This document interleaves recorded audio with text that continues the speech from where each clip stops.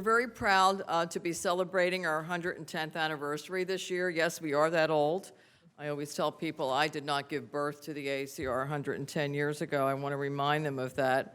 But I have an enormous dedication to this organization, and because it is doing such important work, what we are doing and what we continue to do to address the myriad complexities and the challenges of the 200 diseases we call cancer.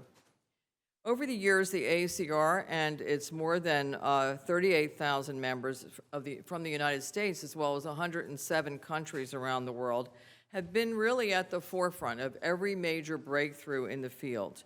Our mission is carried out through our leadership role in research, education and training, communication, collaborations, which are really increasing dramatically this year, and we're excited about that, and our advocacy for research funding, all of which is really markedly reducing cancer incidence, morbidity, and mortality, and really changing the face of cancer. Our members are the collective brain trust of all scientific areas in cancer research, from the laboratory to the clinic, including not only drug development and translational research, and all of therapeutics, but also population science and cancer prevention. We marshal the full spectrum of expertise in the cancer research community to identify the top scientific priorities, convene more than 25 conferences a year and educational workshops. That includes our annual meeting, which attracts an enormous number of people. We publish 8 high-impact peer-reviewed scientific journals, produce a magazine for cancer survivors and their caregivers, and we work to raise more funds for cancer research from the philanthropic community and the public, because we need more funding for cancer research. The AACR also actively communicates with legislators, other policymakers, and the public about the enormous value of cancer research and the related sciences in delivering more hope and more cures to patients through today's rapid advances in cancer science and medicine. And you will hear a lot about that today. So that is why we're here today. A cornerstone of the AACR's communications to Congress and the public is our annual Cancer Progress Report. This year, the 2017 version. You will see this on your chairs, I hope. This is a must reading for everyone, and we're extraordinarily proud to share it with you today. And I wanted to, at this juncture, thank our staff who's worked so hard over the past year on this particular edition. As our report details, and as you will hear later in the program, 2017 has been another transformative year in cancer research, as scientists continue to discover new ways to target cancers in ways that were really previously unimaginable. As just one example, 2 weeks ago, the FDA approved the first gene therapy to be available in the United States. Approving CAR T-cell therapy for acute lymphoblastic leukemia in children and young adults truly marks a new era in our efforts to conquer cancer. But the remarkable advances such as CAR T-cell therapy and other areas of progress that we will talk about today would not have been possible without federal funding from the National Institutes of Health and the National Cancer Institute. This funding is truly the lifeblood of medical research. Progress also depends on a well-funded U.S. FDA. Just as importantly, progress depends on cancer patients themselves through their willingness to participate in cancer clinical trials and to share their genomic information. We are really able to accelerate the delivery of new therapies to the clinic. Because patients are so important and really are the ultimate beneficiaries of these investments, the AACR is deeply grateful to the 6 individuals and their loved ones who generously shared their experiences with cancer in this year's report. And in fact, I think that aspect is probably the most special aspect of this report and of others. Their personal stories put a face on the struggles of individuals with cancer that occur every day throughout this country and around the world. 2 of the cancer survivors featured in the report are on our panel this afternoon. I'm so happy that Carrie Best and Terry Woodhuff are here, and we are looking forward to hearing from them in a few moments. I also want to recognize former Congressman Bob Carr, who I believe has not been able to make it today, but he was expected earlier. And he graciously really shared his story in a previous Cancer Progress Report. All of these individuals whom I've just mentioned are role models because of their personal strength and perseverance throughout their own personal battles with cancer. And I wanted to make a personal note that my sister is an 18-year cancer survivor of late-stage ovarian cancer. It's an amazing story, and one that now she can enjoy her 8 grandchildren, whom she would have never met had it not been for cancer science. At this special briefing today on Capitol Hill, I would also like to specifically acknowledge and thank Congressman Charlie Dent, who could not make it today, and also Congressman Jamie Raskin, both of whom shared their unique perspectives in this year's report. And we thank Congressman Raskin for being here today, and I think he's on his way. He's here. Thank you. Thank you, Congressman. You walk very fast, Congressman. And lastly, I'd like to thank Senator Chris Von Hollen for securing this beautiful room for our event, and for his tireless efforts to support medical research and funding for the NIH. These leaders and their colleagues, survivors, and the millions of other people who were touched by cancer underscore why our nation must continue to make federal investments in cancer research and biomedical science a top national priority. Beyond the progress in cancer research, 2007 has been another remarkable year in terms of public support for conquering this costly disease. And it's my understanding that cancer costs over $200 billion a year, and I think we should think about that when we think about funding for cancer research. Despite the significant budgetary and political challenges, the bipartisan commitment from Congress to the NIH is very strong, and we're deeply grateful to all those who have been so helpful. Following on the heels of the first significant increase for the NIH in more than a decade, Congress renewed its commitment to the NIH with another $2 billion increase in the final fiscal FY 2017 bill earlier this year. And we especially thank our leaders, Senator Blunt, Senator Murray, Congressman Cole, and Congresswoman DeLauro and their colleagues for their extraordinary efforts on behalf of the American Association for Cancer Research and all Americans who are touched by cancer either directly or indirectly. And now another $2 billion increase for the NIH is actually on the table for FY 2018, and we must all urge Congress to make this proposed funding a reality. The Beau Biden Cancer Moonshot, which we announced last year by then Vice President Biden, is now underway. And thanks to the funding provided by Congress through the 21st Century Cures Act, enacted in December of last year, new initiatives and research projects will speed the pace of progress for the benefit of all those whose lives are affected by cancer.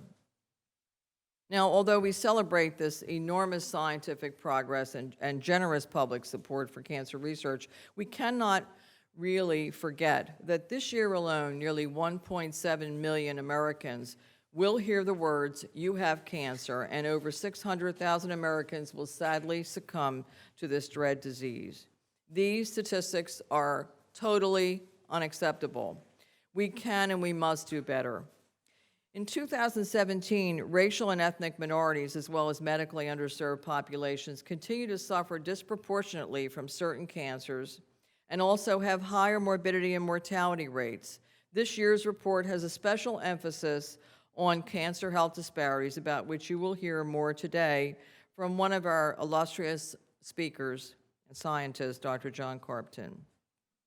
It's really especially gratifying that the AACR has played a major leadership role in the science of cancer health disparities, which one thinks about it just a decade ago was not really talked about very much. And so we're on it. We're working hard to correct this unfortunate problem. So thanks to our president, Dr. Michael Colagiuri, who's here today, this important area is at the epicenter of our Vision 2020 strategic plan. 1 in 2 men and 1 in 3 women will face a cancer diagnosis in his or her lifetime. It's our responsibility to change this picture. We must do this not only for cancer patients, but also for their loved ones who courageously race and face this life challenge along with them, like Bill and Dylan Best. And now is the time to redouble our efforts to conquer all cancers at the earliest possible time, and the AACR really looks forward to working with all of you to make that happen. Now, before I turn the podium over to Dr. Caligiuri and the panelists, it's my great pleasure to introduce Congressman Raskin, who shared his perspective in this year's report. He looks really great on the cover, by the way. It's my pleasure to introduce Congressman Jamie Raskin, who represents Maryland's 8th Congressional District, which includes the main campus of the NIH. Although new to Congress this year, Congressman Raskin has quickly stepped into a leadership role, serving as vice-ranking member of the House Judiciary Committee.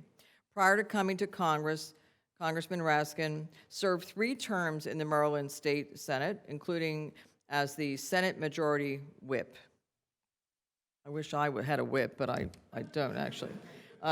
He has also been a professor of constitutional law at American University's Washington College of Law for over 25 years and has authored several books. Prolific writer. The AACR has come to know Congressman Raskin this year as a passionate advocate for cancer research who graciously shared his personal experience with colorectal cancer in this year's Cancer Progress Report. In addition to being a vocal supporter of NIH funding, Congressman Raskin lends his support as a member of the Congressional Childhood Cancer Caucus and the House Cancer Survivors Caucus. We appreciate everything that he is already doing in his short time so far in Congress, and we're thrilled that he is here today to make a few remarks. Congressman, thank you so much for being here.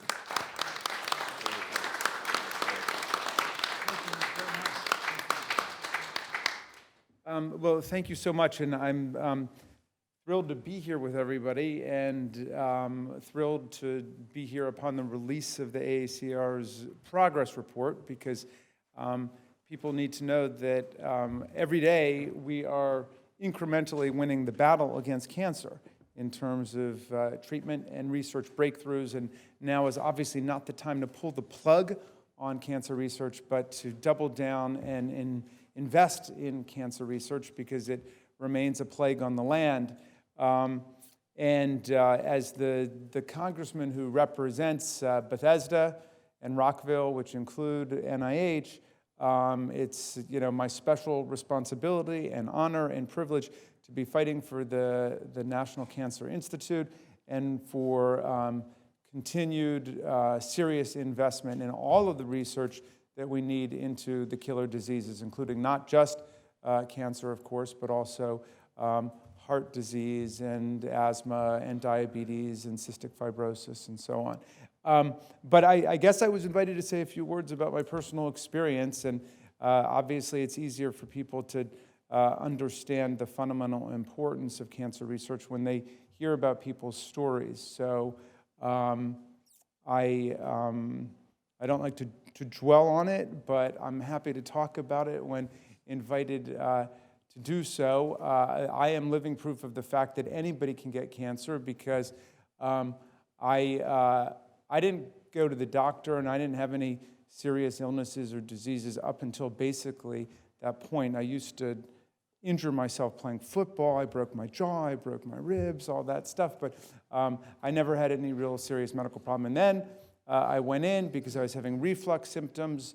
The doctor said, we'll do an endoscopy, but we may as well do a colonoscopy at the same time. I was, I think, 47 or 48 at the time, and I went in, and I knew something was wrong when I woke up because all of the nurses had come over and they were hugging me, okay? And that wasn't usually, the way you get treated in medical context. I said, what's wrong? And they said, well, the endoscopy looks okay, but we found something in the colonoscopy. And the doctor came over, and I had a definitive diagnosis just a couple of days later that I had stage 3 colon cancer. And basically the next 18 or 19 months of my life were consumed with medical treatment, and I did it all. I did radiation, I did chemotherapy, I did surgery, I did chemotherapy. And so, I mean, about the experience, I just want to say a couple things. One is that among the people who are going through it, like the people that you meet in, the chemo areas and the radiation waiting rooms and so on, there's an enormous sense of solidarity and mutual support and sympathy among the people who are going through it. So I liken the experience to going to a foreign land. Once you have a diagnosis, you're really kind of in a different place. But there's some good things about it. There's no racism over there. There's no sexism. Everybody is unified, really, just by the imperative and the necessity of trying to survive. And they and their families are engaged in this daily battle just to make it. I read an essay by Susan Sontag at the Point who said that everybody is born with two passports, and one is a passport to the land of the well and the healthy, and the other is a passport to the land of the sick and the dying. And everybody gets two passports when you're born, and you hope you're only going to use one of them, but everybody really ends up using both of them eventually. So when you've gone over there and you come back, at least in my case, but I think it's true of a lot of other people I know, you swear you're not going to forget what it was like to be over there, and you're not going to forget the people who are struggling on a daily basis. And that, for me, is why I am not just a passionate devotee of scientific research and development to cure cancer eventually, but also a passionate advocate for universal health insurance for everybody, so everybody has access to the health care they need, because I cannot imagine going through the psychological, physical, and emotional agonies of having cancer, and at the same time having to worry about the finances and whether you're actually going to be able to be treated. I mean, that's just an unimaginable hardship to impose on people. At the time that I was going through all of this, I was the majority whip in the state Senate and on the state Senate Judiciary Committee, and I was leading the floor fight for marriage equality. And Maryland actually became the first state in the union to pass marriage equality without being told it had to do so by our state Supreme Court. And so when it was all over, as the floor leader, you get to give a little speech, and I thanked my colleagues for their patience and their flexibility, because I was getting my chemo done in Anne Arundel Medical Center, and I'd come back and I'd be wearing my chemo belt, and sometimes they'd have to wait for me before the debate got started. The guy who sat next to me, my friend Jim Brochin, used to say that I was wearing my chemo belt just to get sympathy for the marriage equality vote, which was partly true, I suppose. But anyway, when I got to make this speech when it was all over, and I said that I had learned something during this experience about the difference between misfortune and injustice in life, because if you're, leading a healthy, happy life, and it's a beautiful day, and you've got two jobs that you love, and a family you love, and friends and constituents you love, and a doctor tells you you've got stage 3 colon cancer, it's a misfortune, because it can happen to anybody, and we can't forget that it happens to people every single day, all over the country, all over the world. But if you get a diagnosis like that, and you can't get health care because at that point you love the wrong person, you want to marry the wrong person, or simply because you're too poor, or you've been thrown off of health insurance because of your new job, or whatever it might be, that's not just a misfortune, that's an injustice, because we can do something about that, because that's how we organize our society. And life is filled with enough misfortune, with illness and accident and heartache and just all of the travails of existence, that the government should not be compounding people's misfortune with injustice. We can make it possible for everybody to have health care in the richest society on earth at its richest point. So anyway, those were my basic conclusions from the whole thing.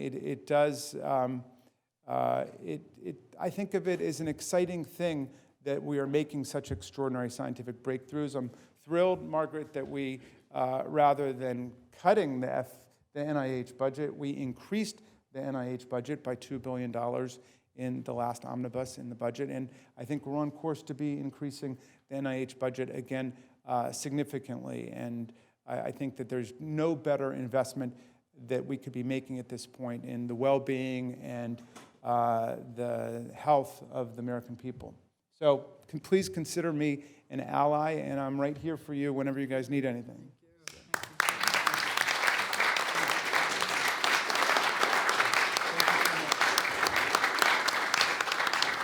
Thank you, Congressman. We really appreciate your being here and for giving us your deeply personal story. We're here with you, and we'll try to support you in any way we can. So thank you for everything you're doing. Thank you. Wonderful.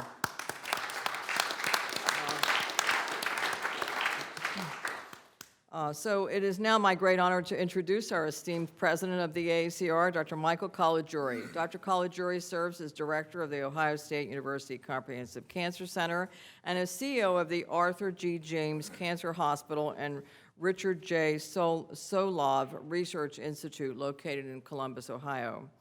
Dr. Caligiuri is a renowned physician scientist known for his work in immunology that is focused on human natural killer cells and their modulation for the treatment of leukemia, lymphoma, myeloma, and glioblastoma. Over 1,000 cancer patients have been treated on clinical protocols that were conceptualized in his laboratory.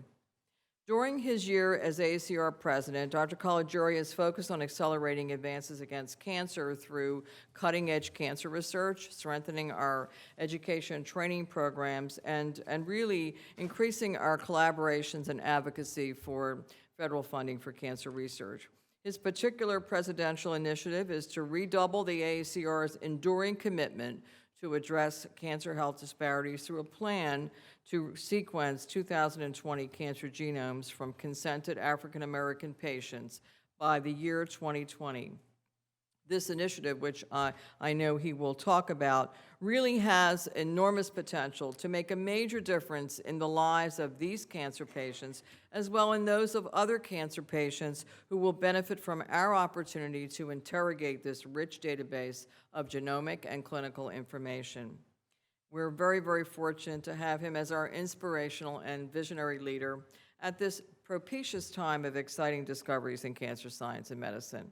I'm personally enjoying every day working with him, and there'll be much more to come in the next few months during his presidency. So, Dr. Caligiuri, thank you so much for being with us. Thank you. Thank you. Well, talk about an honor and a privilege. It's not only to serve the world's largest and oldest cancer research organization, but to work with Dr. Foti, who's an incredible leader and has been for the AACR for the last 3 decades. I would add to the oldest and largest is most innovative. What goes on under Dr. Foti's leadership is truly, truly extraordinary, and it's literally just a privilege to work with you.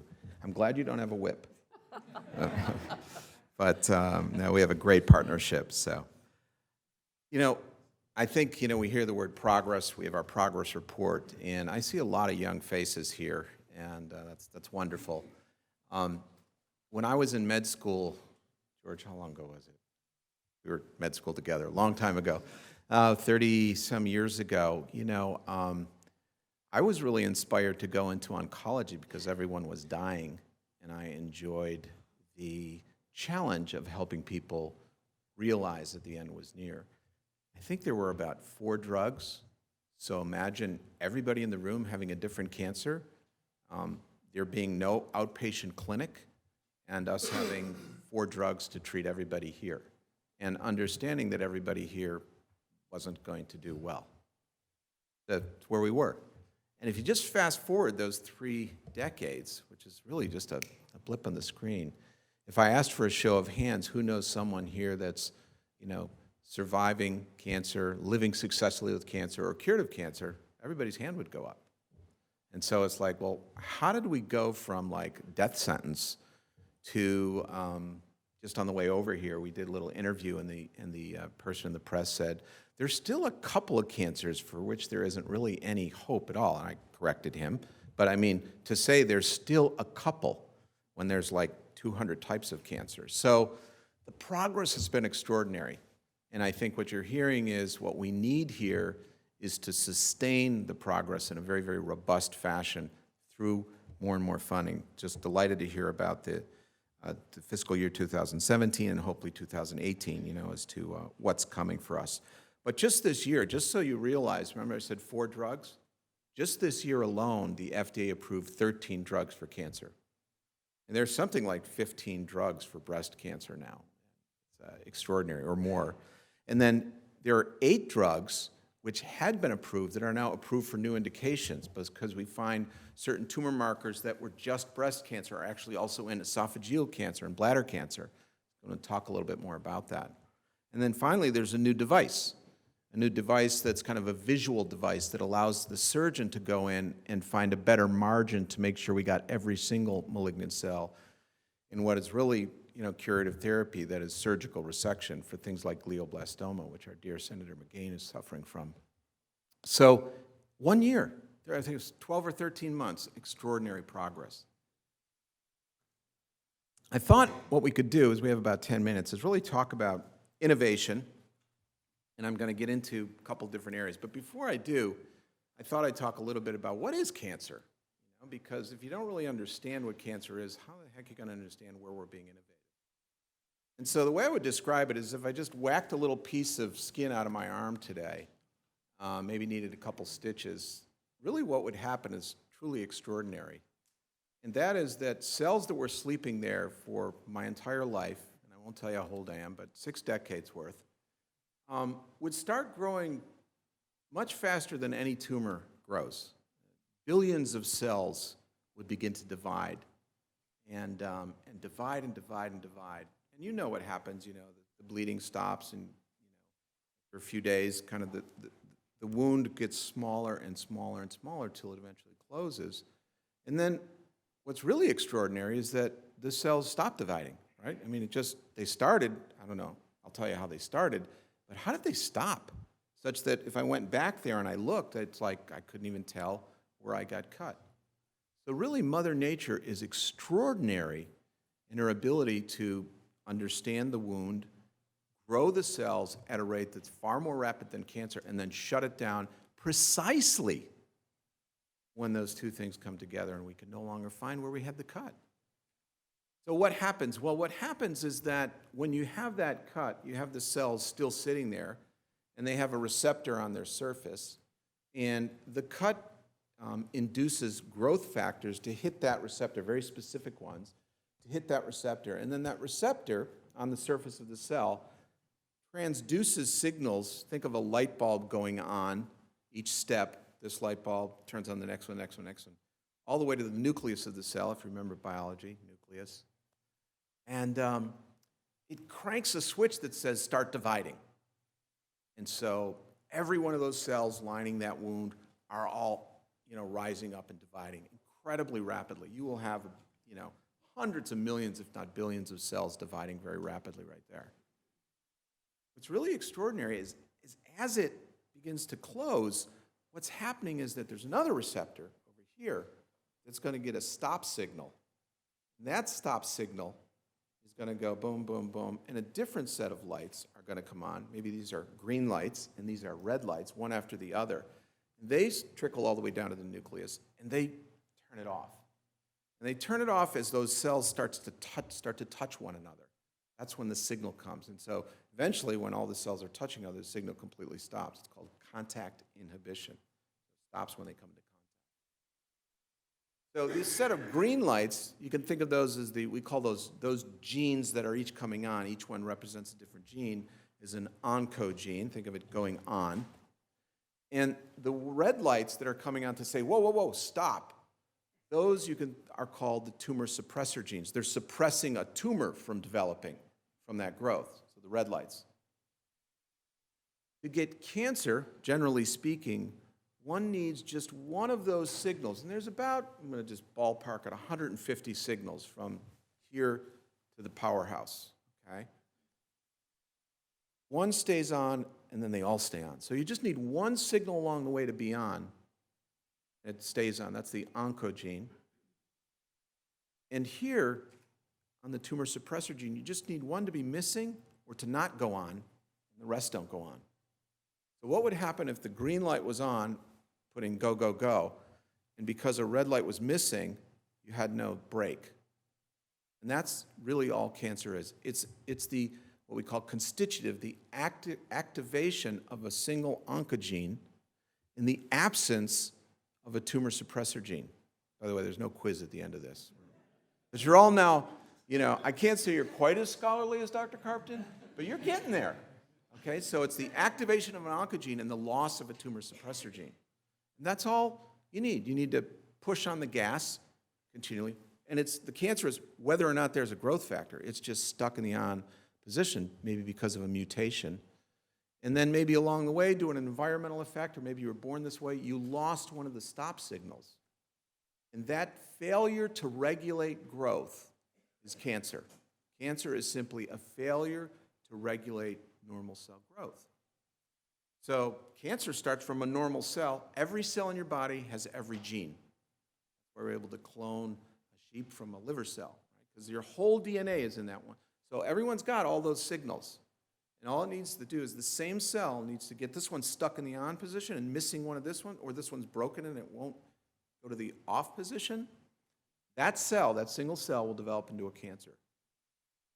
So the innovation comes as we now know that.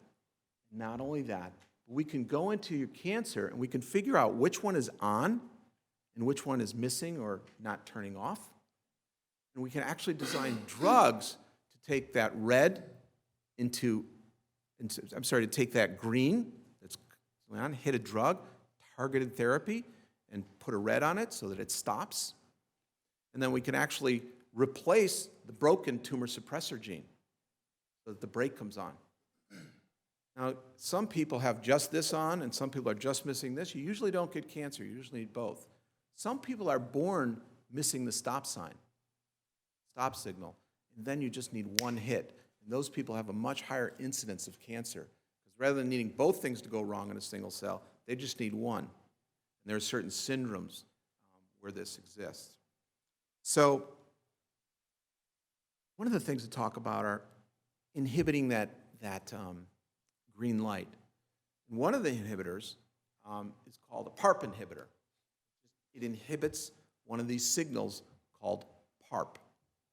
And that's been recent discovery, last 4 or 5 years, but moved very, very quickly, with the help of guidance from the FDA to the clinic. And now we have Terry here, who's had the PARP inhibitor, is going to talk a little about that, because someone whose cancer was, out of control is now clearly under control because we're able to interrupt the green light. Okay? So that's an example of targeted therapeutics, not massive chemotherapy, not massive radiation therapy just to disrupt the whole signaling thing, but rather a drug which goes in and it doesn't affect the normal cells, it just finds the one that's broken, holds it, fixes it, and then passes through the body. And with that, sometimes with other therapies as well, one can now live successfully with cancer when one had a death sentence. That's what's happening. That's the kind of revolution that's going on. And it exemplifies the need for that basic geneticist to work on that DNA and figure out what are the signals that are stuck and which ones aren't coming on, to work with a medicinal chemist, now design a drug to fix it, to work with the clinicians, the translational scientists, bring it into the clinic, the FDA, and the funding from the NCI to bring it all the way to patients like Terry. So the other thing that it does, cancer, once it's growing out of control, is it can send signals, because when it grows out of control, it eventually starts to look funny. And actually, normally, your immune system sees that funny looking cell or cells and gets rid of it. Okay, so we're probably getting that kind of cancer. If you think about it, every cell has 2 billion base pairs, 30,000 genes. Every cell, you got trillions and trillions of cells in your body. You'd think everybody would have cancer, because at some point during your, however long your life is, some cells got to do this, one on and one missing. Well, your immune system's kind of another layer of defense. It sees that funny looking cell growing, goes right in and takes it out. That's why many of us don't have cancer. Some of those cells get additional mutations, and they distribute a sleeping pill to the immune system. And they send out a signal, either liquid or sitting on their surface, that literally puts the cells to sleep. And just like if you were an army and I was the enemy, and if I put you all to sleep, I could walk right through here. And that's exactly what the cancer does. It puts the immune system to sleep through these, it hits what are called these checkpoints. When you hit a checkpoint on the immune system, it falls asleep, and the tumor grows right through it. That was a very basic discovery made in the test tube and in mice. And then what happened is, well, can we inhibit the checkpoint, before the tumor gets to it, or while the tumor's around it, and wake up the immune system? And that led to a whole new discovery, a class of drugs, all this immune therapy called checkpoint inhibitors. Checkpoint inhibitors are blocking the sleeping pathway that some of the cancers are secreting to get through the enemy lines. And when they do that, what happens is that the immune system actually wakes up and it sees the funny-looking cell and it goes after it, sometimes weeks or months. It sees it, starts to form a memory to it, goes after it, and kills it, and puts that cancer, which was going to run wild without that checkpoint inhibitor, that antibody, going to go wild, now puts that tumor to rest. And in fact, Carrie here, I think, is going to talk to us about her Merkel cell, which was a deadly tumor, late stage that she had. It was the perfect storm. She was unfortunate in having the tumor, but science came along. Science came along with checkpoint inhibitors, and right at the right time, with her late stage cancer, she got her checkpoint inhibitor. And I'll leave her to tell the rest of the story, but have a look at both of them. Pretty amazing. That's what's going on, and that's why this is so important. And then finally, Dr. Foti mentioned CAR T cells. So let's say all of that's failing, right? Well, the other thing that the funny-looking cells have is they sometimes put a flag on their surface that says, well, I'm Mike Caligiuri's, colon cell or lung cell or lymphoma cell, but I look a little different than his normal cells. What we're able to do now is, even though it can get past the PARP inhibitor or it can get past the checkpoint inhibitor, we actually can see a funny-looking thing on there. And now what we can do is we can create a bullet for that little flag sitting on that surface. And that's called a chimeric antigen receptor. We can make that. We can synthesize it from the DNA. And then we hook it up to a virus. We pull out your T cells. Like the virus, the AIDS virus, which Mother Nature had designed to infect T cells. So you take the good parts of the virus, the bad parts, you hook up your CAR to it, you take out your T cells, which are asleep, you put in the CAR, it infects the T cells, and now your T cells are grown up, activated, and come back with that CAR looking for that little flag. And we've had these astounding results with what's called CD19 CAR for children and young adults with acute lymphoblastic leukemia, but now lymphoma, and now everybody's making CARs to all sorts of tumors. And soon we're going to see successes with other CARs hitting other flags on other cancers. It's going to again be the perfect storm for many more cancers, as long as we can sustain the funding. So those are kind of innovative things that are going on. Take a minute just to talk about big data. And I'll really start by asking a question. I don't know if anybody here has an answer to this, but let me ask this question anyway. Has anyone ever bought something on Amazon? Here, if you have, can you raise your hand? Okay. So you know why Zara comes to my house every day. So isn't it amazing that what happened to me at the Amazon, this really was amazing. I bought a book on Amazon, of mice and men. And what happens after that? Did you ever notice that? If you liked Of Mice and Men, you will probably like these 3 books. I'm like, damn, I read one of those books. I did like it. How did they know that? They didn't know anything about me. Well, they actually did. Because what they did is they have millions and millions of people in Amazon, millions and millions of people. And they quickly found those people that bought Of Mice and Men. They then looked quickly, what are the 3 books they also all bought, the 3 most common books they also all bought? And they served it up to Mike Caligiuri saying, you'd like these 3 books. And damn it, they were right. I loved those 3 books. And then what happened to me, and this is true, I got a thing from Amazon saying, would you like this vacuum cleaner? And it was my vacuum cleaner. Weird, but big data. I ordered a book like 2 months earlier. They figured out what vacuum cleaner I have because they looked at enough people that read that book and books like it, and they looked at what kind of vacuum cleaners they ordered, and yeah, that was me. That's my vacuum cleaner. So the point is, the power of big data is extraordinary. And the thing is what we've learned from Dr. Carpton and others is that if we all had the same cancer here, let's say we all had the colon cancer that Representative Raskin had, we'd actually, at the DNA level, when you think about those 150 green lights and those 150 red lights, we actually would all have a different cancer. There might be 2 or 3 people in here that had the same green and red light causing that colon cancer. And so really, I don't want to treat all of you with one therapy.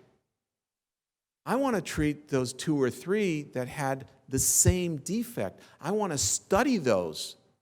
I want to treat those, but I want 50 or 100 of those. So how do I get that? I've got to do more and more genomic, in this case genomic, profiling of people.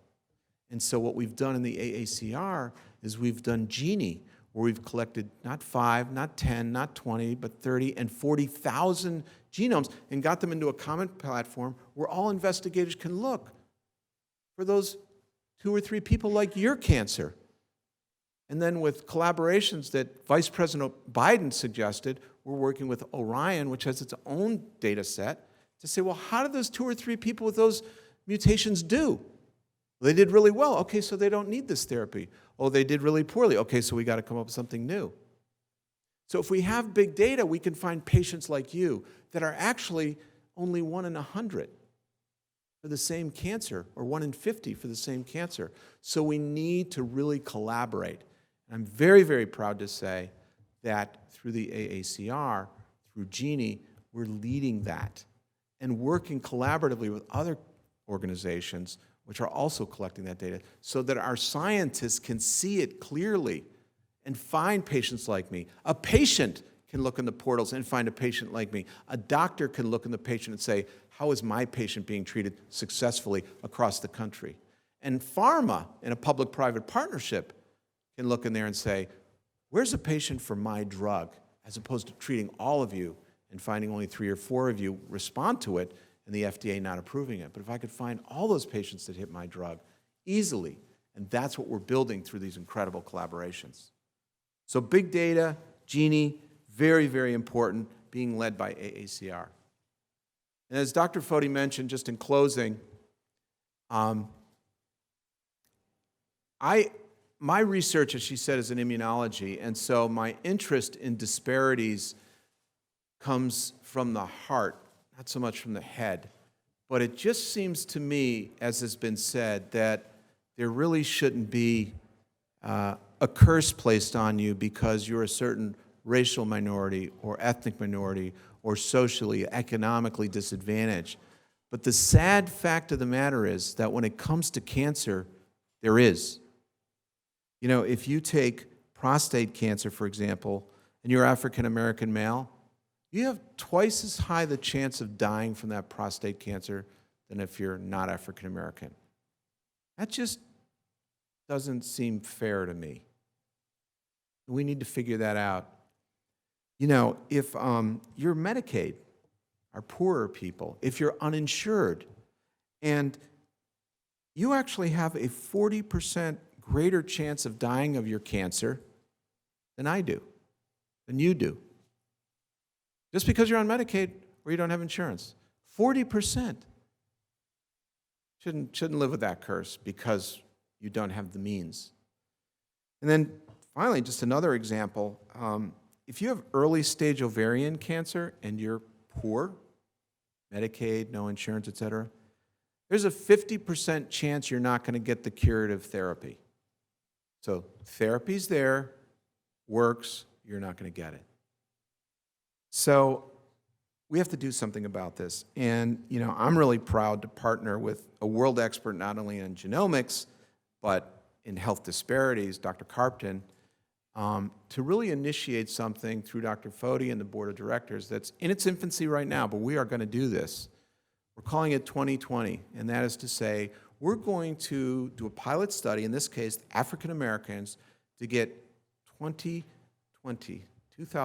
genomes done by African Americans by 2020. And we're going to do it in a way where then it becomes sustaining, so that all of those folks have that database to not only look at my cancer, but maybe my cancer that I'm African American, and ultimately that I'm Hispanic, American Indian, that I'm on Medicaid.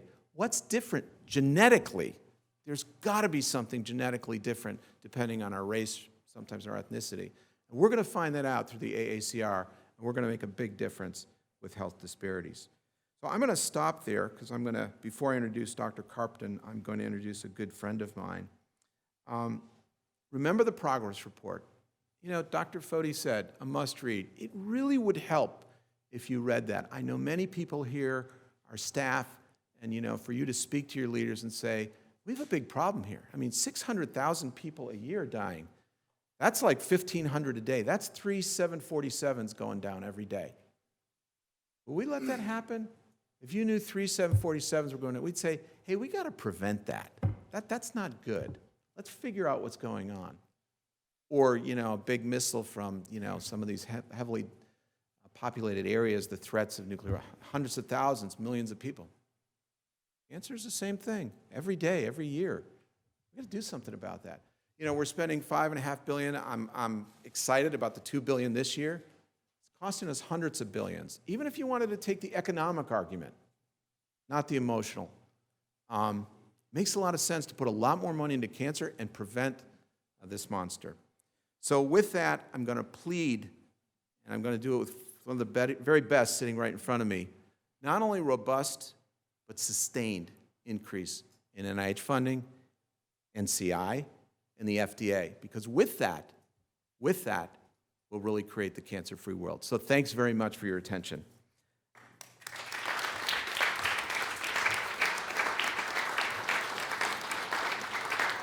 Thank you. Before I have the pleasure of introducing Dr. Carpton, a good friend just walked in, the senior senator from the great state of Ohio, Sherrod Brown, who is an amazing supporter, and I can tell you as the Cancer Center Director at Ohio State University, he's always there when we need him, and he's a huge advocate for everything we're trying to do and everything the AACR stands for. So, Senator Brown, could you come up and say a few words? Thank you very much. Please welcome Senator Brown.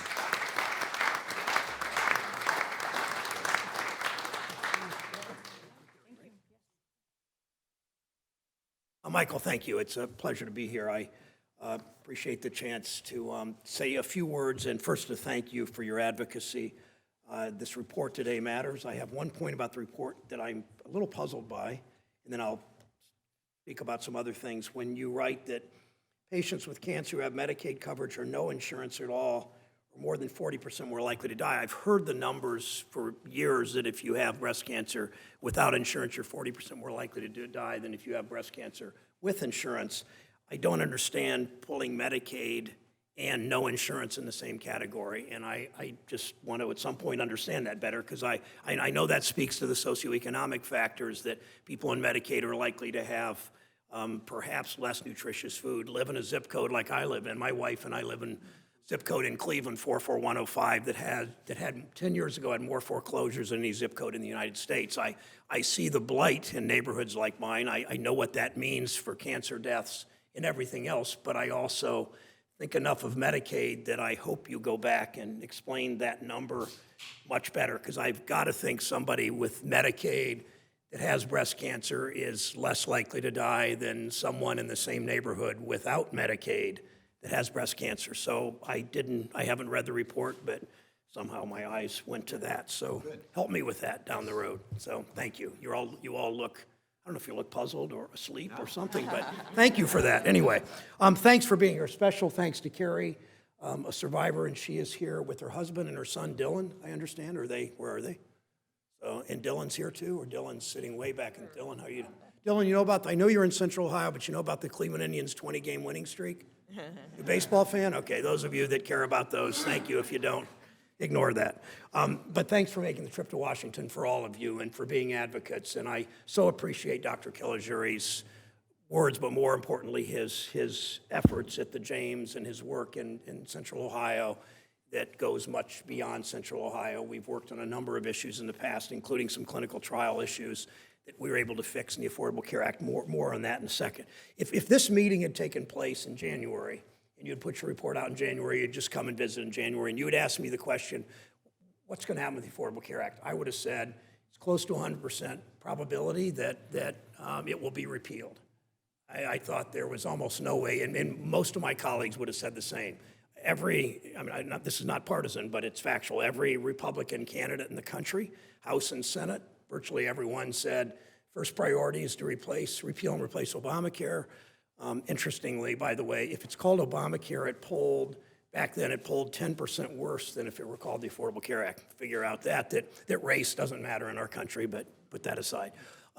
But I would have thought there was almost no chance to defeat it. The President of the United States, the candidate, Trump, talked always about repeal and replace.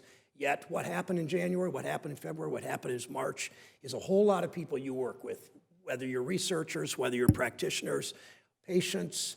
I don't know if Carrie weighed in, but people like Carrie and her husband and Dylan weighing in saying, my daughter has a pre-existing condition. She's 12 years old. She's been diagnosed with asthma. She lives near a bus line in the middle of Cincinnati, and she has this pre-existing condition. We could never get insurance. Now we have it. 200,000 people in my state in Ohio right now are getting opioid treatment. They have the treatment because of the insurance they have from the Affordable Care Act. People who, one after another, seniors were saving money in the prescription. All those stories came to the fore. And that's, in the end, why the Affordable Care Act wasn't repealed. It's the same thing that's happened on NIH. The reason the White House wanted to do severe cuts in National Science Foundation, NIH, all the research arms of the federal government, they submitted to Congress a budget with major cuts. What happened?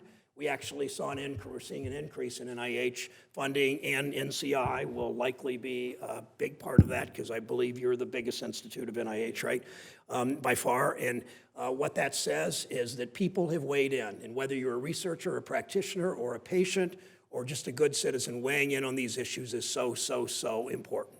And I would argue during all this, whether it's the Affordable Care Act, whether it's increase in budgets for FDA and NIH and all the things that a lot of you care about, I would argue that democracy has worked, that this country, people in this country have engaged, and if they agree, they've weighed in. If they disagree, they've weighed in a way that really did make democracy work and affect the direction of this country. So thank you for that, and I will just close with this because you're hearing from scientists and doctors and researchers that know a lot more than I do about all this stuff. So I'll close with this. There was a Mississippi civil rights leader once said, don't tell me what you believe, show me what you do, and I'll tell you what you believe. And the work that you're doing, advocating today, the work you do advocating from Plain City, Ohio, or Omaha, Nebraska, or Sacramento, California, really matters in this place, believe it or not. It really does affect the direction of the country. It affects the cures for cancer and the help on clinical trials.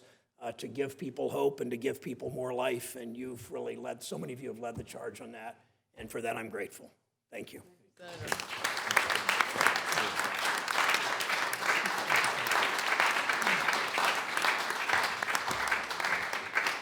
Senator Brown, thank you not only for gracing us with your presence today, but for all it is that you do for us each and every day. We very much appreciate that. So, as I was about to say, it gives me a great pleasure to introduce Dr. John Carpton. He's a founding chair of the Department of Translational Genomics and the co-director of University of Southern California, USC's Institute for Translational Genomics in Los Angeles. He's also the director of the Division of Integrated Cancer Genomics for TGen, Translational Genomics Research Institute in Phoenix, Arizona. So John's research really centers around the development and the application of cutting molecular technologies, really all that I was talking about, combining it with the mathematics, the bioinformatics, to really understand what the meaning is of those mutations that we talked about in my little introduction, as relate to cancer, what we call tumor biology. Importantly, he's been really one of the pioneers and one of the world's foremost thought leaders on understanding the role of genetics and biology in cancer health disparities. So you can see why the heart, the head, John is the guru in this area of understanding what's behind some of the disparities that we see and people experience. And so we're delighted to have him involved with the initiative. He's a member of the Cancer Progress Report, the one you've got with you, and the AACR Minorities in Cancer Research Council. He's had numerous awards and honors throughout his early career, including the 2014 AACR Distinguished Lectureship on the Science of Health Disparities. So we're happy to have Dr. Carpenter join us, offer his insight on both the exciting developments and the challenges discussed with this year's Cancer Progress Report, particularly as relate to cancer disparities. Dr. Carpenter, thanks, John.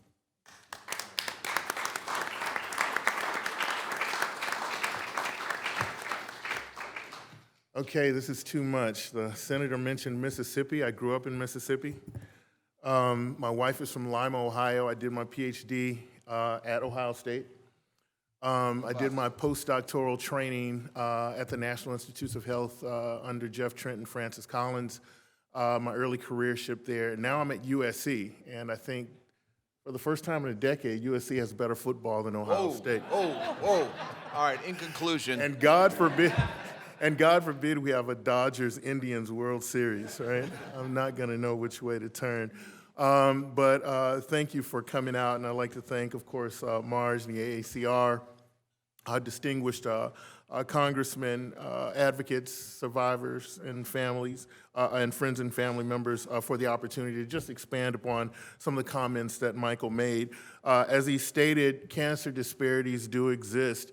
He mentioned prostate cancer. Other examples would be the most aggressive form of breast cancer, triple-negative breast cancer, tends to exact a far heavier burden on young black women who tend to be diagnosed with that disease more prevalently and succumb to that disease. Other forms of cancer, such as colorectal cancer, bile duct cancer, are more frequently diagnosed among individuals of African ancestry, and tumor types like stomach cancer, gastric cancer disproportionately affect individuals of Hispanic heritage. And interestingly, even with childhood cancers, the example being childhood leukemia, acute lymphoblastic leukemia, patients of Hispanic or Native American ancestry have much higher rates of relapse after treatment and tend to do worse.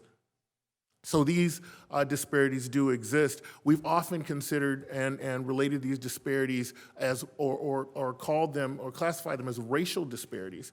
However, we have to understand that race is a social construct. And although we do understand that aspects that are related to socioeconomics and access to care, which are societal issues, do play a role in some of these disparities, we also know that there's mounting evidence that suggests that genetic ancestry, who we are, ancestral makeup, actually can modulate our biologies in a way that can affect phenotypes that can end up leading to diseases such as cancer. And there's, again, mounting evidence. My laboratory has been engaged in a large study with the disease multiple myeloma, which is a bone marrow cancer, very, very aggressive and a deadly form of cancer, which has historically disproportionately affected African Americans in a worse way. We've recently comprehensively profiled the genomes of 1,000 myeloma patients, among of which around 200 actually happened to come from African American patients. And we found that one of the markers that's associated with bad cancer is 8 times more frequent in tumors from patients who have European ancestry. So this would suggest that African Americans might have tumors that are associated with favorable outcome, which would suggest if they get equal treatment, they may not only do as good, they may actually do better. So in the case of multiple myeloma, our conclusion is that perhaps equal treatment will lead to equal outcomes, where this might be have always been an issue related to socioeconomics, and maybe the myeloma disparity is a real racial disparity. However, on the other hand, Levi Garraway at the Dana-Farber in Boston collaborated with Ike Powell at Wayne State University in Detroit, Michigan, and they sequenced the genomes of about 100 tumors from African American prostate cancer patients. And they found a mutation in those tumors that they very rarely, if have ever seen, in tumors derived from white men. And if they hadn't done that large study, we never would have known that this particular gene is mutated in prostate cancer and may actually be associated with the aggressive phenotypes we see in that disease in Black men. Also, I mentioned ALL, or acute lymphoblastic leukemia, an incredible study done by June Yang and Mary Relling at St. Jude's in Memphis. They profiled about 2,500 kids with ALL. And they looked at genetic ancestry, so they were able to determine the amount of European, African, or Native American ancestry in each child. And what they were able to show is that any child that had greater than 10% Native American ancestry had a significantly higher probability of relapsing after treatment. Interestingly, they showed that even children who self-identified as white but had greater than 10% Native American ancestry also had significantly higher probability of relapse. So in this case, we're talking biology. We're not talking race. We're not talking social construct. And importantly, they were able to show that if you give all of the kids delayed intensification, which is a very intense form of treatment, you can equal out or eliminate the disparity. Just amazing work. So we now know that there are two sort of things going on here. We have racial disparities, but we also have disparities that are associated with ancestral differences in biology. And we have to understand both components to effectively address cancer disparities. So we're also seeing amazing advancements in cancer treatments and therapies, such as the development of immune checkpoint inhibitors or immunotherapies, and Michael mentioned that. But we have to do a better job with clinical trials accrual, and that we're seeing these very large phase 3 clinical trials being performed where less than 2% of the patients are from underrepresented populations. So even though we can understand the effect of these drugs, we're really not understanding the full context of that effect across various individuals from various populations. So we have to do better. We know that there are a number of initiatives underway and on the horizon. Michael mentioned the 2020 study through his leadership at AACR to help move the field forward. We're also excited about the Cancer Moonshot initiative, and through the work of the AACR Minorities in Cancer Research Council and MARGE, we were able to work with the Blue Ribbon Panel to ensure that cancer disparities research was a major recommendation component of the Moonshot Initiative, and that it wasn't just woven in. You know, there's the saying, if something is everywhere, it's nowhere. We wanted it to be explicitly stated that cancer disparities have to be addressed as a specific recommendation within the Moonshot Initiative. So it's our hope that through AACR and its leadership, we can continue to drive forward towards better understanding of the broader context of cancer through increased research in cancer disparities to begin to level the playing field for improvements in outcomes for all cancer patients, including the medically underserved. And this has to be more than an academic exercise, but more about purpose and responsibility. So thank you.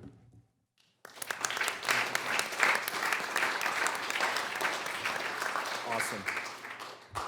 Fantastic. Thank you so much. I mean, you are such a gift to the organization and the community in large. Really appreciate that. So we want to, as we move towards a closing, we're going to have some time for questions from folks, but we want to bring up, you know, perhaps the most important part of our day today, and then our survivors, because I think living proof of, you know, where the funding goes is really, in the final analysis, what it's all about. As one of my bosses used to say, what have you done for me lately?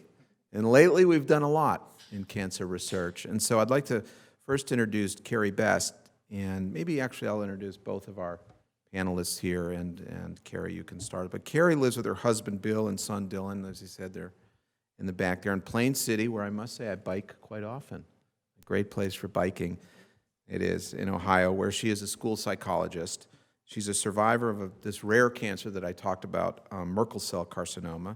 And she was diagnosed late stage 4 years ago, very, very advanced, and was given really 18 weeks to live. And that was in 2014, so you can do the math. We're long beyond that. And this is thanks to a new type of immune therapy that she'll talk a little bit about. And today she has no signs of cancer. So we'll hear about her story momentarily. And then Terry Woodhull, who's also here, who I spoke about briefly. She lives in Minnetonka, Minnesota, and with her husband Duncan and her golden retriever Bailey. She has two. Bailey here today? No? But she has two grown children as well, and she's been serving the healthcare field for more than 25 years. And she's a 7-year survivor of ovarian cancer. She volunteers her time now to raise awareness about hereditary cancers and to provide support to women with ovarian cancer. And she's going to share how participating in clinical trials became such an important component to treating her particular tumor, ovarian cancer, including extending progression-free survival to a molecularly targeted therapy that I talked about earlier, the PARP inhibitor. So I'm going to turn it over now to Carrie and then Terry to tell their stories. So Carrie and Terry, that runs it. Caligari. Kept it easy. And Terry. Bailey, yeah. Oh, that's, Hello, everybody. My name is Carrie Best. Thank you for being here. As you can tell, I get really excited when we start talking about checkpoint inhibitors and the CAR T cell therapy. And I think that when you're a survivor, when you've been touched so intimately by some of these treatments, I wanted to get up and cheer when you were talking. I was like, yes, because it's impacted our lives in such a significant fashion. May 8th of 2013, I was diagnosed with stage 3 neuroendocrine carcinoma with unknown primary. I was telling Terry that my doctor called, and she said, I've got good news and bad news. Good news is you don't have breast cancer, but the bad news is you have a disease called Merkel cell carcinoma. I said, what is that? And she said, I have no idea. So I didn't even know what it was. Yes, it was a good place to start.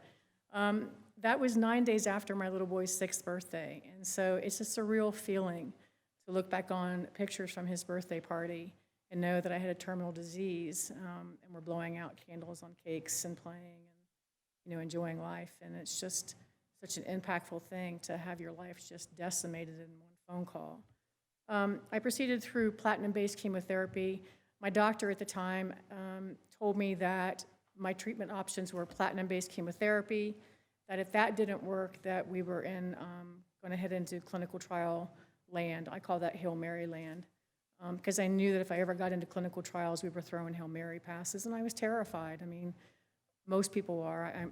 Like Terry, we're really involved with cancer research and advocacy and involved in lots of different cancer blogs and Google groups and stuff. And clinical trial, when you start talking about clinical trials, it strikes just a fear of, it's terrifying to think you're headed into Hail Mary land. I did 7 rounds of platinum-based chemotherapy. I was in remission for about 3 or 4 months. Then I did a chemo pill called Afinitor for 6 weeks, and after the 6 weeks, I had CT scans and my cancer had progressed. I then went into my very first clinical trial, in which my doctor there had done some ID work on me with biomarkers, and it was determined that I had Merkel cell carcinoma. That opened up some doors for me. That clinical trial didn't work. I progressed further. I went out to see a doctor in New York, Dr. Baselga, who leads clinical trials out there. Nice man. He was really amazed that I got in to see him. So I don't think he sees patients, but somehow I landed on his doorstep, which, thank you, Lord. And I was chasing a drug called PD-L1. I had done tons of research, and I knew that the immunotherapy was probably going to be my best chance. It was an early drug, and so it had not opened up in clinical trials as of yet. And he's the one that told me that at that point, I only had 8 weeks left to live. How do you plan to die? How do you plan to die? You take all of your Hulu accounts, your Netflix accounts, your son's lunch account, and you put your husband on all that stuff, and you write down passwords, and you put him on your checking accounts, and you prepare to die. And then you figure out how are you going to tell your 7-year-old son that you're going to die. And so I live every day in such a state of gratitude that I'm still here, and I'm overcome at the most strangest times. I was pumping gas the other day, and I'm just pumping gas, and all of a sudden the tears just came that, oh my gosh, I'm pumping gas. I'm alive. So I'm incredibly blessed. But I ended up in a clinical trial with PD-L1. It was just approved. It's called avelumab or Bavencio. Knew I was terminal, trying to figure out how I was going to tell my son that. I'm so glad that we never had that conversation with him, because after 3 treatments, I was cancer-free. Again, they talk about the mental, there are some times, there are some situations and some circumstances in your life where things happen that there are no words to describe how you feel. The gravity and the significance of some of these experiences are just indescribable. Being told that you're terminal is one of them. Being told that you're cancer-free after being told you're terminal is another one. I'm just so blessed. And all of that, if I hadn't known that I had Merkel cell carcinoma from a clinical trial, I wouldn't have landed up in a clinical trial for PD-L1. So clinical trials are a near and dear issue to my heart. And I try to tell people in all the advocacy work that I do, I tell people all the time, don't be afraid of clinical trials. That's where the magic is. That's where what's going to be standard of care treatment is happening now. You don't have to wait 5 years to get it. So I work really hard to try to dispel some of the fear that people have when going into Hail Mary land. And I'm just so blessed to be here. And I'm alive, and my little boy has his mother, and my husband has his wife, and the special needs kids I work with have me. And so I'm just so honored to be here and so blessed. And, I was thrilled to see the increase in funding. I was like, I'm a cheerleader. I just want to get up and scream, yes. So anyway, thank you for having me here, and thank you for all that you do. Thank you.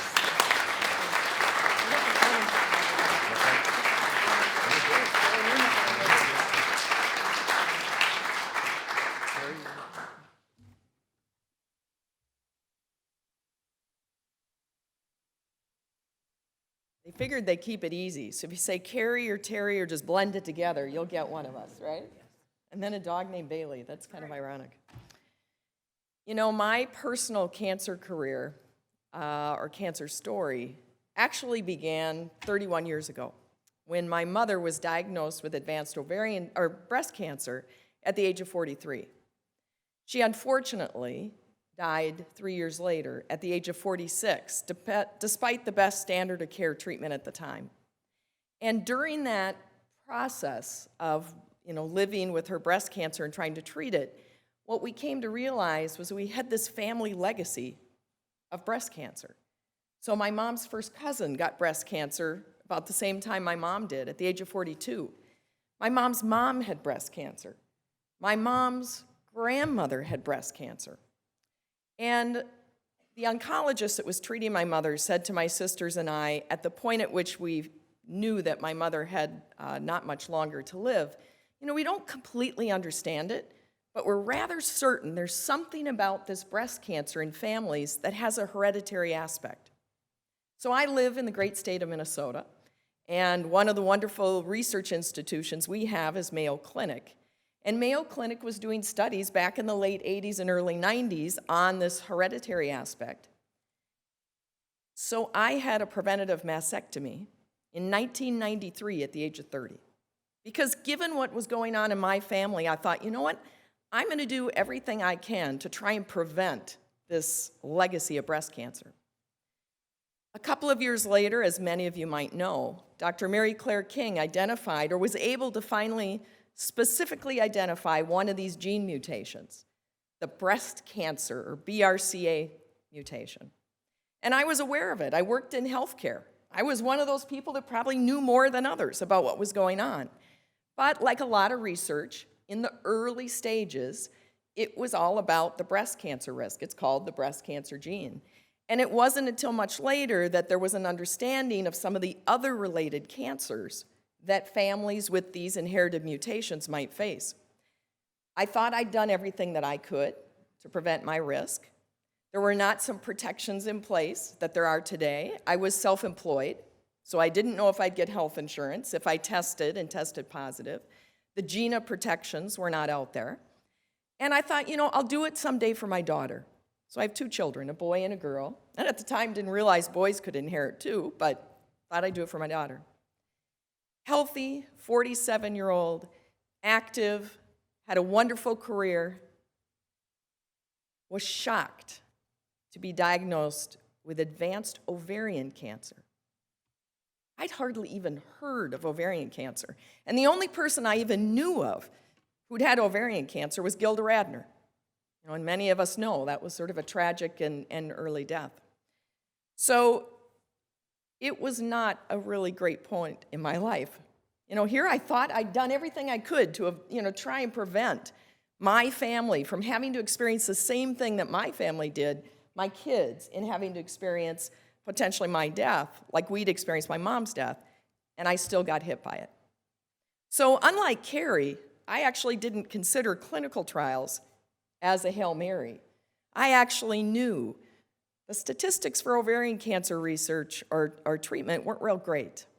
For a woman in my position, the average 5-year survival was only 36%. And more than 80% of women with a diagnosis like mine would recur at least once.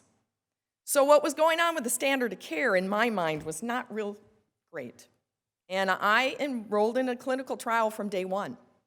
So that clinical trial was actually to look at different mechanisms for delivering chemo. I had my chemotherapy in my abdomen directly to the cancer, unlike some of the treatments that have traditionally been done through an IV. And it was to look at a new agent, which has since been approved, which was Avastin. And the idea was that perhaps adding that to the chemotherapy would result in better outcomes. And in my case, I responded really well. It was terrific. My cancer, there was no evidence of disease. So going from a cancer spread throughout my body to no evidence of disease within 6 months was really wonderful. Got on with my life, got to see my kids graduate from college, went back to my career. But most importantly, I got involved as a really empowered patient and reached out and found organizations that had credible information that could help me learn about my disease. Because in my case, as I found out, I had inherited this genetic problem from my mother. And there was something special about that that was being useful in research. You know, I work with a lot of people that are faced with this, people that have this in their family, and I say in some ways we're fortunate because the scientists know something about what we've got going on, and they can actually direct their research to it versus just simply throwing things against the wall, right, and hoping it sticks. So during the course of that, I found a number of organizations like AACR that are professional organizations dedicated to it, organizations like OCRFA, who at a national level advocate and provide funding, organizations locally. The Minnesota Ovarian Cancer Alliance in my state is one of the top funders outside of government in ovarian cancer. And you know how small we are as a state? And then at the national level, an organization called FORCE, Facing Our Risk of Cancer Empowered, dedicated to families like mine who face this risk of inherited cancers. The reason that was so important is because, of course, I recurred, like 80% of the other women in my condition. And I had already been aware of the fact, because of my work with these organizations and all the work that was being done, that there had been a lot of progress in research since my initial diagnosis in 2010. Unfortunately, there wasn't a clinical trial for me at the time of my recurrence. So what we said is, you know what, we got to go back to what had worked. I'd had surgery again, I did another round of chemotherapy, and things looked good. My biomarkers were coming down, I was responding. But at the end of your treatment, you know, you have a final CT just to see how things are going, and I got together with my oncologist, and ironically enough, I'm not sure why I did this, but the date of the appointment was April 7th, 2015, which was 25 years to the day that my mom had died. And my oncologist looked at me and she kind of shook her head and she said, I got to tell you, Terry, I'm really stumped, but you only had a partial response to that chemo. Unfortunately, this time around it didn't work. And the approved therapies that we have left at this point are really going to be geared to simply trying to slow the progression enough that you will be able to enjoy a little more time. Now, remember I said I'd been involved now for several years with these advocacy organizations, and I had been studying the work that groups like AACR are involved in, and I knew there were potential treatments for me, just not approved. So I made it my mission to get on a PARP inhibitor, because I knew very well by then that with my particular mutation, that would offer me the best bet. I went cross-country. I had consultations all over. And I finally managed to sneak into a clinical trial with Dr. John Chan at Palo Alto Medical Foundation in San Francisco. Got one of the last spots on that trial. And I have flown every 4 weeks since April of 2015 to San Francisco to get access to that drug. That drug, niraparib, or Zejula, was just approved in April. Now, going from a place of we only have options that might give you a little more time to standing here in front of you 28 months later, right, is pretty amazing. I've been to South Africa. I went skydiving over the Swiss Alps. That was quite an experience. I have gotten to see my children graduate from graduate school. I got to see my daughter walk across the stage at Duke, getting her nurse practitioner degree. And it's given me a chance to really recognize that the work that we're doing is so very important. So one of the things I want people to think about is that it took 25 years from the point at which my mother died until a drug that was targeted to the genetic mistake she passed on to me was available to me. In the last 3 years, for ovarian cancer in particular, we have seen such progress. We have 3 new agents approved for women that have had no hope. Zejula, the drug I'm on, is the very first treatment approved ever for the maintenance of ovarian cancer. So my cancer is not cured. I still have cancer. What we're doing is we're keeping it stable, right? Waiting so that I can get on an immuno trial and get rid of it. But that's the whole point, right? My 27-year-old daughter also inherited that genetic mistake from me. I don't want her to have to be sitting here or standing here 20 years later having this same conversation, right? And I do believe that the progress that we've made can get us to the finish line, but we need to be increasing our support and our funding. We need to be speaking up even louder and stronger so that we don't go backwards. Because you see today the effect that this previous investment in research has had. Carrie and I are here today because of the previous investments we've made. And her son and my children and your grandchildren will be the recipients of our future investments. So I hope that everybody here is committed to that. I certainly am. I know Carrie is. Thank you.